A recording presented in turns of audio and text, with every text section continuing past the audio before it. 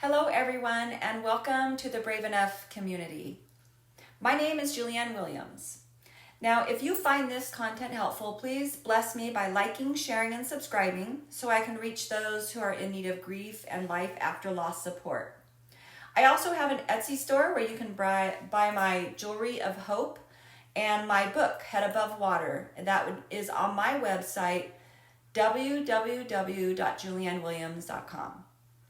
Now today, I want to share with you about the physical pain of grieving. The part of grief I could have never anticipated is the physical pain I experienced after the loss of my husband. I expected to be sad. I knew I would cry. I never thought I would be in so much pain that I would be literally paralyzed at times. How did that feel? Oh, for me, it was terrible. It was awful, unimaginable pain. When I look back, I recall in being so much pain, I couldn't cook dinner for my children, I couldn't get out of bed, and no meds helped. My body felt heavy to the point that I didn't want to move. To be honest, I couldn't move. Conversely, when it was time to sleep, that was out of my reach. My eyes would not close. My body would not relax. It felt like hell, or at least what I imagined hell would be. So I want to talk about some of the common physical symptoms of grief because we focus so much on the emotional side of what we expect to feel, what others expect for us to feel. The truth is, because our mind is processing so much, our body is working in tandem trying to find a way to reestablish homeostasis and heal. And then there comes this pain that we could have never expected, or at least I didn't. So now that I am about 17 years into my grief journey, I've had the opportunity to learn more about what I went through after the death of my husband. But this experience can be caused by so many areas of our life that shock our system and throw us into a grief response, such as losing a child, a close loved one, a friend, a job, or news of a significant health change. Grief can cause changes in our bodies that affect our mind and vice versa.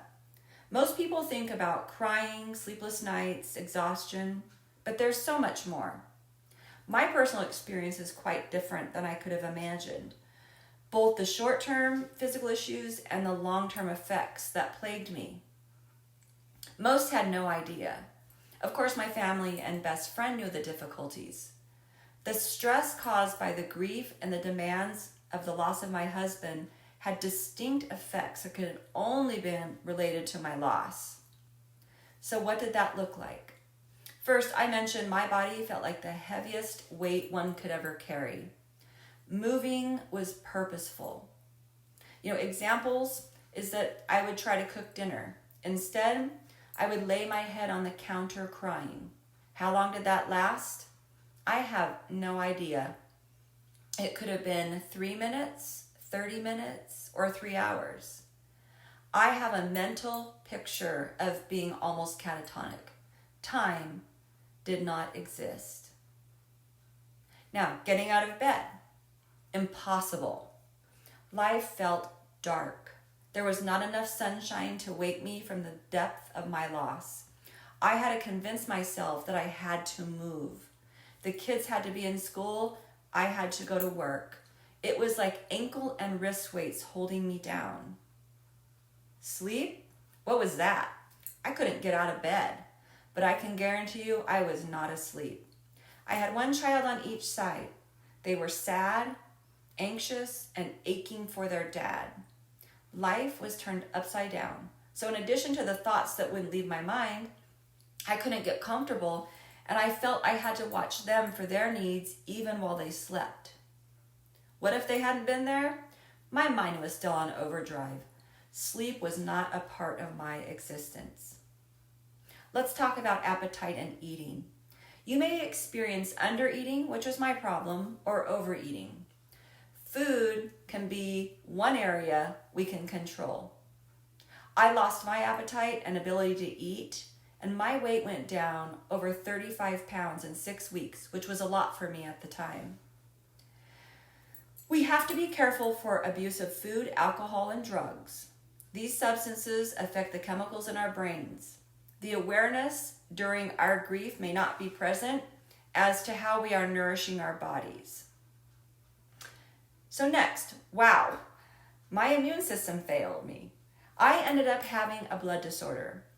When my doctors looked at the labs, they were normal the year before my husband died, abnormal and affecting me the year after. After a bone marrow biopsy and so many other diagnostic tests, they were unable to determine why I was having the problems they discovered. Even the doctors at Harvard Medical School did a record review, and there was no reason. Well, we know. It was grief. So you may find yourself getting sick more often than the past, having allergies, and just aches and pains. Again, for me, this was not expected. Now, I do want to share the good news, and that is about 2 years ago, I began to see changes, and now all of my blood work is normal. So thank you, Jesus. Looking back, I think a lot of this was caused by the changes I noticed in my digestive system. In the first few years, there's been last years I should say, there's been a lot of talk about how digestive health affects our general health. I did find out during my tests that all of a sudden I had deficiencies in vital minerals that affected my body's ability to produce white blood cells and platelets. Why?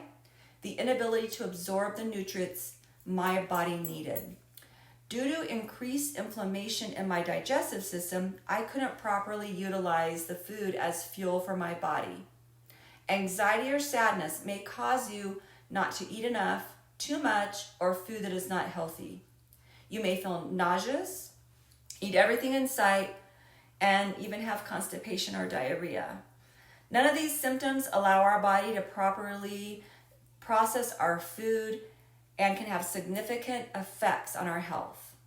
Another thing you might experience is an increase in pure physical pain. And again, that was the most shocking symptom besides the heaviness of my body as I tried to move. Stress hormones are being released and you may have pain in your back, joints, headaches, or a decreased range of motion. These are normal responses to grief. Last, we hear so much about people dying from a broken heart after they lose someone they love. This is not just emotional. The physical manifestations caused from decreased blood flow can mimic the feelings of a heart attack. It may feel like chest pain, shortness of breath, or pain in the upper arms.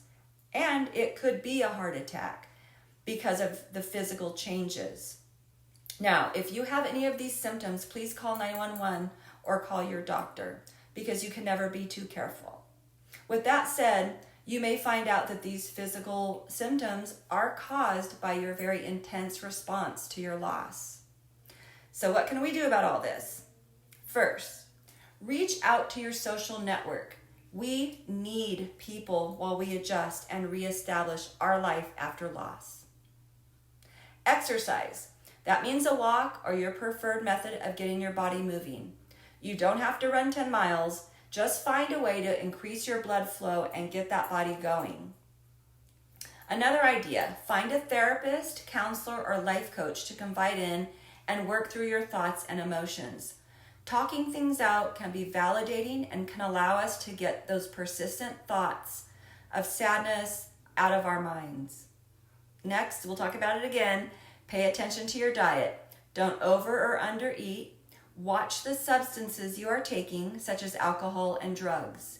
It's helpful to record what you eat so you can see how you're doing. Don't put yourself in situations where you might overindulge in substances that could cause harm to your body and your mind. And last, do what makes you feel happy. Read a book to make space from reality. Take a bath, spend time with family and friends, watch a movie, cook. Find whatever feels, quote, normal and joyful. This allows you to reconnect with you.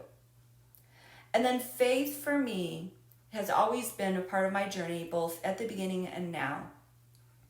And faith for me gave me a purpose. It made me realize that God would use what happened to me for the good of someone else in the world. It helps you ground your emotions. And that helps you then move forward, because we never move on. So for instance, I'm doing this podcast and my channel and wrote my book because if I helped one person, then that would vindicate and validate the pain that I went through. Knowing something is bigger than ourselves can sometimes give us a sense of purpose. And that is what faith has done for me. So if you believe in something that is bigger than you, I encourage you to dive deeper into that and find your meaning. Last, your grief journey is yours. So don't let anyone put a time frame on how you're feeling, whether it be your emotional state or your physical feelings. Those are yours to experience as you walk through your journey. I want to remind you to be kind to yourself and that what you are going through as you grieve, all those feelings are normal. And again, the journey you are on is the journey that is yours. And you can make choices to build a future you will love. In closing, time matters, hope matters, and you matter. So be well, and I'll talk with you soon.